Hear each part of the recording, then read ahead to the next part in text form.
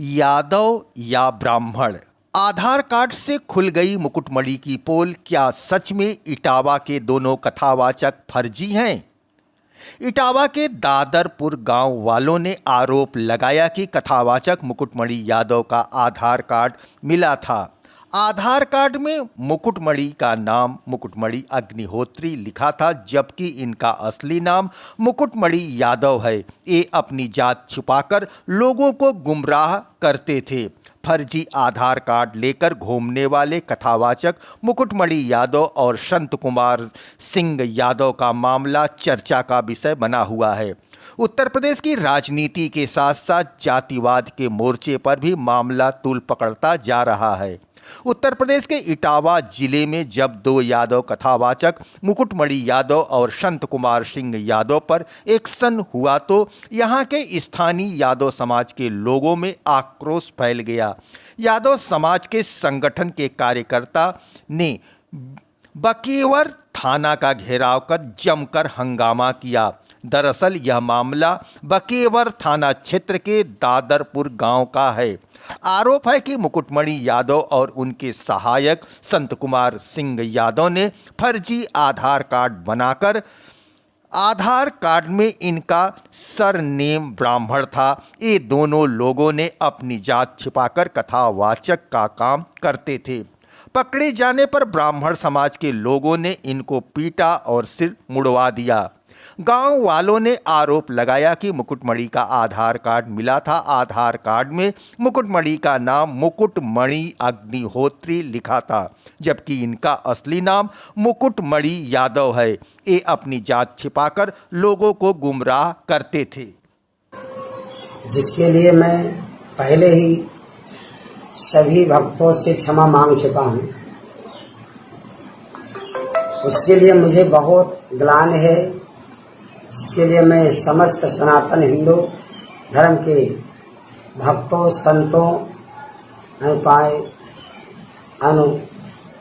अनुयायियों से पुनः क्षमा मांगता हूं। भविष्य में कभी ऐसी पुनरावृत्ति नहीं होगी। मैं आपको इसका विश्वास दिलाता हूं।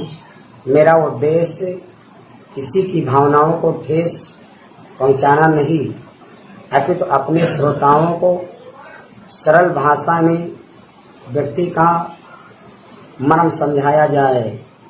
वह सभी लोग आपस में मिलजुल कर रहें। भगवान राम जी चरित्र के प्रेरणा लेकर सद्मार्ग पर चलें। और ये वीडियो बहुत पुराना है भैया, इसके लिए मैंने हाईकोर्ट में कार्रवाई की है और मैंने हमारे वकील वीके सिंह ठाकुर जी हैं और ये जो अदर चैनल पर पहले के वीडियो हैं, अगर मैंने गलती में कहीं बोल भी दिया है उसके लिए मैं क्षमा मांगता हूं। अब ऐसी गलती कभी नहीं होगी और सभी भाइयों को मैं बहुत बहुत धन्यवाद बोलूंगा। जो गलती हुई उससे हमें क्षमा करें। और ये वीडियो बहुत पुराने हैं, ये आज के वीडियो नहीं हैं और ये इसके लिए मैंने कार्रवाई भी किया है और कई बार मैंने खुद इसको सोचा कि गलत शब्द निकल गया, मुख से निकली बोली, बंदूक से निकली गोली वापस नहीं होती है। इसलिए इसका एक यही रास्ता है, जो व्यक्ति क्षमा मांग ले, क्षमा कर देना चाहिए। जय राधे श्याम, जय वृंदावन धाम, जय अयोध्या धाम, जय वृंदावन धाम।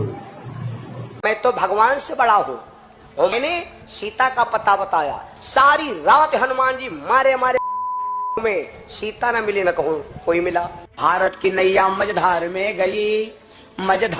गई और बाबा चले गए पैदल कार मां गई। दर्शकों, आप देख रहे हैं अपना आईना न्यूज यूपी की नई प्रस्तुति नया सवेरा। पुलिस ने कथावाचक मुकुटमणि यादव और उनके साथी संत कुमार सिंह यादव के खिलाफ एफआईआर दर्ज कर ली है। इन दोनों कथावाचक पर एक महिला ने छेड़खानी का आरोप लगाया है। साथ ही इनके ऊपर पहचान छिपाने, धार्मिक भावना आहत करने और धोखाधड़ी आदि का भी आरोप है। आपको बता दें कि कथावाचक के खिलाफ एफआईआर दर्ज कराने वाले भी दादरपुर गांव के ही एक व्यक्ति हैं। इन्हीं की पत्नी के साथ छेड़छाड़ करने का आरोप कथावाचक मुकुटमणि यादव पर लगा है। इसी छेड़छाड़ के मामले के बाद विवाद हुआ और कुछ लड़कों ने मुकुटमणि व उनके साथी संत कुमार को पीट दिया, जिसका वीडियो सोशल मीडिया पर वायरल हो रहा है। हालांकि दोनों कथावाचक मुकुटमणि यादव और संत कुमार सिंह यादव के पकड़े जाने पर जाति के नाम पर उनसे मारपीट करने वाले 4 अन्य लोगों पर भी कार्रवाई करते हुए पुलिस ने एफआईआर दर्ज कर ली है। सभी भक्तों से क्षमा मांग चुका हूँ। उसके लिए मुझे बहुत ग्लानि है, जिसके लिए मैं समस्त सनातन हिंदू धर्म के भक्तों, संतों, अनुयायियों से पुनः क्षमा मांगता हूँ। भविष्य में कभी ऐसी पुनरावृत्ति नहीं होगी। मैं आपको इसका विश्वास दिलाता हूँ। मेरा उद्देश्य किसी की भावनाओं को ठेस पहुँचाना नहीं, अपितु तो अपने श्रोताओं को सरल भाषा में व्यक्ति का मर्म समझाया जाए, वह सभी लोग आपस में मिलजुल कर रहें। भगवान राम जी चरित्र के प्रेरणा लेकर सद्मार्ग पर चलें। और ये वीडियो बहुत पुराना है भैया, इसके लिए मैंने हाई कोर्ट में कार्रवाई की है। जो गलती हुई उसे हमें क्षमा करें। और ये वीडियो बहुत पुराने हैं, ये आज के वीडियो नहीं हैं। और ये इसके लिए मैंने कार्रवाई भी किया है। और कई बार मैंने खुद इसको सोचा कि गलत शब्द निकल गया, मुख से निकली बोली, बंदूक से निकली गोली वापस नहीं होती है। इसलिए इसका एक यही रास्ता है, जो व्यक्ति क्षमा मांग ले, क्षमा कर। इस वजह से पीटे गए कथावाचक मुकुटमणि यादव जजमान महिला ने एसएसपी को सुनाई अपनी पूरी कहानी। इटावा के कथावाचक मुकुटमणि और उनके सहायक संत कुमार के साथ बदसलूकी मामले में नया मोड़ आ गया है। जजमान महिला ने कथावाचक पर छेड़छाड़ का आरोप लगाते हुए कहा कि उन्होंने अपनी पहचान छिपाई। साथ ही कहा कि उनके पास 2 आधार कार्ड थे, एक में मुकुटमणि अग्निहोत्री और दूसरे में मुकुटमणि यादव लिखा था। इस प्रकरण पर प्रसिद्ध कथावाचक देवकी नंदन ठाकुर जी महाराज का क्या कहना है, आप भी सुने। क्या इस तरह के संत समाज में होने चाहिए जो हमारी आस्था को। बहुत सारे पत्रकारों का ये मैसेज आया मुझे, बहुत सारे चैनल से मुझे बुलाया गया, और मैं जातिगत बातों पर, मैं जातियों में नहीं बंधना चाहता। मैं सनातन कार्य के लिए कार्य कर रहा हूं। मैं सभी सनातनियों को जोड़ना चाहता हूं। रही बात चोटी काटने की, गलत है। किसी के भी साथ दुर्व्यवहार नहीं करना चाहिए। कोई भी किसी भी प्रकार का दुर्व्यवहार करता है वो ठीक नहीं। हम तो इसका प्रचार करते हैं, तिलक रखो और चोटी रखो, कलावा बांधो, कंठी पहनो, इसका हम प्रचार करते हैं। रही बात दूसरी कि जो लोग जातियों के लिए, मैंने तो देखा कि एक गांव में घटना घटी और उसमें बड़े बड़े देश के बड़े नामचीन नेता आकर बयान दे रहे हैं, और वो जातियों के विरोध में बयान दे रहे हैं, और वो वही काम कर रहे हैं जो अंग्रेजों ने किया था। मैं ये जानना चाहूंगा, अभी आप लोगों ने भी सुना होगा, मथुरा में एक कांड हुआ था।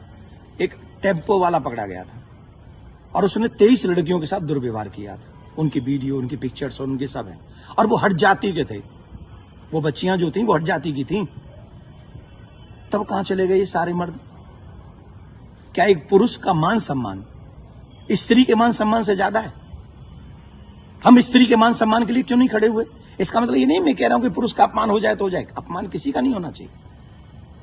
जब लोग मूत्र जिहाद करते हैं, लब जिहाद करते हैं, थूक जिहाद करते हैं, तो वो जब थूकते हैं ना भोजन में, तब इसलिए नहीं थूकते कि ब्राह्मण पंडित जी जैन लेंगे। उसमें सब आते हैं, पंडित जी भी आते हैं, यादव जी भी आते हैं, सिंह साहब भी आते हैं, अग्रवाल जी भी आते हैं, चौधरी साहब भी आते हैं, लिमका भी आते हैं, ढिमका भी आते हैं, सब आते हैं। वो सबके लिए थूकते हैं, वो सबके लिए मूतते हैं, वो सबकी बहन बेटियों पे नजर रखते हैं। तब क्यों नहीं बोलते हम और आप सभी? बताइए, मैं जानना चाहता हूं। ये जितने भी लोग आज विवाद कर रहे हैं, ईमानदारी से बताइए, भगवान श्री राम किस लिए आए थे? वो तो क्षत्रिय थे। भगवान श्री कृष्ण किस लिए आए? वो तो यदुवंशी थे ना। किस लिए आए थे बताइए मुझे, जरा जवाब दीजिए। जो अपनी अपनी जातियों के जो नेता बने बैठे हैं, मैं जानना चाहता हूं आपसे, जितने भी अवतार तुम्हारे सनातन में जिन पुराणों के अनुसार हुए, जिन पुराणों के अनुसार तुम अपने आप को हिंदू लिखते हो, किसके लिए अवतार हुए थे? वो धर्म की स्थापना के लिए हुए थे। और धर्म की स्थापना करना ही हम सबका दायित्व है कि हम इस देश में धर्म की स्थापना करें, ना कि धर्म का खंडन करें। हम सबको चाहिए कि एक साथ रहकर अपने धर्म का सम्मान करें, अपने धर्म को बढ़ाएं, अपने देश को बचाएं। ये हम लोगों की ड्यूटी होनी चाहिए। और जितने भी यदुवंशी सुन रहे हैं ना, my dear listen to me, निश्चित तौर पे मेरा जन्म जो है ब्राह्मण कुल में हुआ है, लेकिन आपको एक और बात बता दूं, यदुवंशी मेरे हैं सब। पूछिए कैसे? भगवान श्री कृष्ण का नामकरण जिन ऋषि ने किया था, गर्गः पुरोहितो राजन यदु नाम सुमहातप, मैं गर्गाचार्य जी का वंशज हूं। क्या मैं आपका बुरा चाहूंगा? क्या मैं जाटवों का बुरा चाहूंगा? मैं चौधरियों का बुरा चाहूंगा? मैं बनियाओं का बुरा चाहूंगा? किसी का बुरा नहीं चाहता। मैं आप सबका भला चाहता हूं और इस देश का भला चाहता हूं। अगर आपको ईमानदारी से अपने इष्ट में निष्ठा है, राम में, कृष्ण में, परशुराम में, हनुमान में, देवी में, देवता में, तो आप शास्त्रों के बताए हुए मार्ग पर चलिए और धर्म का पालन कीजिए और उन विधर्मियों से लड़ने के लिए तैयार हो जाइए जो हमारे देश में जाति का जहर घोलकर, कई बड़े बड़े नेता हैं, जाति के नाम पे कूद पड़े। बस चुनाव की सभाओं में बोल रहे हैं, चुनाव के एक कथा, अरे तुम्हारे इस नाम पे वोट लोगे? लेकिन महाराज जी, सवाल ये आ रहा है कि ब्राह्मणों के अलावा और कोई समाज का व्यक्ति कथा कर सकता है कि नहीं कर सकता? क्यों नहीं कर सकता भाई? कथा प्रवचन कहीं भी करे। हम अपने बच्चों को कहानियां सुनाते, कथा सुनाते हैं, क्या बुराई है? हर एक जाति के व्यक्ति, मम्मी पापा, दादी दादा, नानी नाना तो अपनी ही जाति के होंगे ना। कहानी सुनाए, कथा सुनाए, कोई बुराई नहीं है। लेकिन व्यासपीठ पर बैठ के सप्ताह करना, देखिए उसकी विधा, हम शास्त्रों की बात करेंगे। यहां मैं अपनी बात नहीं करूंगा। मैं ब्राह्मण कुल में मेरा जन्म हुआ है, लेकिन कितने ऐसे कार्य हैं जो मैं खुद नहीं करता। जैसे यज्ञ कराना मैं नहीं करता, क्योंकि उसमें मेरी नॉलेज नहीं है। वो विवाह कराना वो मैं कार्य नहीं करता। अंतिम संस्कार में भी जो 16 संस्कारों में से एक है, मैं वो नहीं करता। जो चीज मेरे हाथ में नहीं है वो मैं नहीं कर सकता, और जो मेरे हाथ में है वो मैं कर सकता हूं। जब हम भागवत करते हैं, एक अनुष्ठान करते हैं, अनुष्ठान को अनुष्ठान रहने दीजिए। सत्संग, प्रवचन, रामायण इत्यादि हम सब करें, कौन रोकने वाला है? और कितने ऐसे लोग हैं जो ब्राह्मण नहीं, वो भी कथा कर रहे हैं। हमारे यहाँ तो मुस्लिम भी राम कथा करके गए हैं और हमने उनको स्वीकार किया। रसखान को हमने स्वीकार किया है। रसखान के पद हम लोग गाते हैं। तो इसमें जाति के चक्कर मत पड़िए, जाति बंधन मत फैलाइए। मैं हाथ जोड़ के प्रार्थना करता हूं, आइए हम सब एक हों, सनातन देश और धर्म और आने वाली पीढ़ी को बचाएं, यही हमारा दायित्व है। जय श्री राम। लेकिन महाराज जी, एक सवाल और कि उनपे आरोप लग रहा है कि छेड़छाड़ की घटना में शामिल पाई गई। देखिए, न तो ये काम देवकी नंदन का है और न काम ये अखिलेश जी का और तेज प्रताप जी का है। जो चीजें हुई हैं, अब कह रहे हैं कि 2 आधार कार्ड मिले हैं। कोई कह रहा है उनको छेड़खानी हुई है, जो कोई कह रहा है उनकी चोटी काटी, उनका अपमान किया गया। तो इसके लिए संविधान है, इसके लिए प्रशासन है। हमें बांटना नहीं है। प्रशासन अपना काम करे, जहां जो जिसकी गलती हो उसे सजा दे। पंडित जी की गलती है तो पंडित जी को सजा दे, यादव जी की गलती है तो यादव जी को सजा दे। लेकिन जो बड़े बड़े लोग हैं, जो बड़े बड़े पदों पर बैठे हैं, उन लोगों को जातिवाद फैलाकर समाज को लड़ाना नहीं चाहिए। ये अच्छी बात नहीं है। धन्यवाद।